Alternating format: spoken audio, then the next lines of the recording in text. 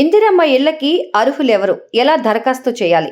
తెలంగాణ ప్రభుత్వం ఎన్నికల ముందు ఇచ్చిన హామీల అమలు దిశగా అడుగులు వేస్తోంది. ఇందులో భాగంగా పేదలకు ఇందిరమ్మ ఇళ్లను నిర్మించి ఇవ్వడానికి సిద్ధమవుతోంది.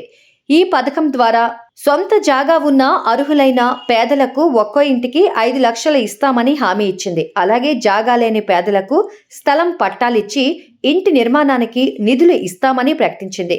ఇప్పటికే ఇందిరమ్మ ఇళ్ల కోసం దరఖాస్తులు స్వీకరిస్తున్నారు. ఈ క్రమంలో తొలుత సొంత జాగా ఉన్న పేదలకు ఒక్కో ఇంటికి 5 లక్షల చొప్పున నిధులు విడుదల చేసి వెంటనే ఇళ్ల నిర్మాణం చేపట్టేలా చేయాలని నిర్ణయించారు. అలాగే రాష్ట్రంలో సొంత జాగా లేని నిరుపేదలు భారీగా ఉన్నారు. అలాంటి వారికి తొలుత ఇంటి స్థలమిచ్చి అందులో వారు ఇల్లు నిర్మించుకునేందుకు నిధులు ఇవ్వాలని ప్రభుత్వం నిర్ణయించింది. పేదలకు పంపిణీ కోసం భారీగా భూమిని సేకరించాల్సి ఉంది.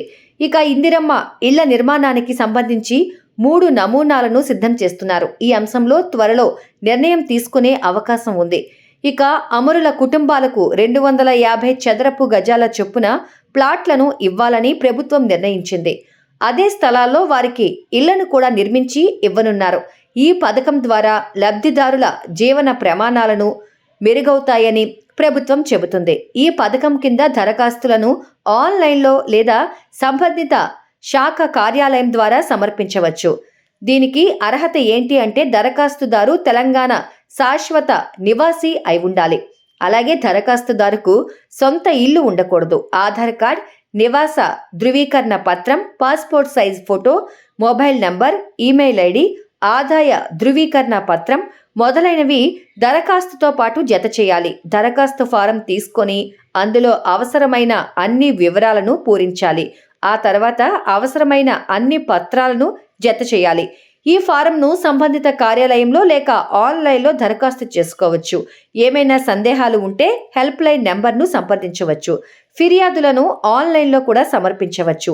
ఇందిరమ్మ ఇండ్లు హౌసింగ్ స్కీమ్ దరఖాస్తు ఫారం 2024ని సమర్పించాలనుకునే పౌరులు ఇప్పుడు ts.housing.cgg.gov.in వద్ద యాక్సెస్ చేయబడిన అధికారిక వెబ్సైట్ను సందర్శించి రిజిస్ట్రేషన్ ప్రక్రియను పూర్తి చేయవచ్చు. ముందుగా Telangana state housing corporation limited అధికారిక వెబ్సైట్ అంటే ts.housing.cgg.gov.in వెళ్ళాలి.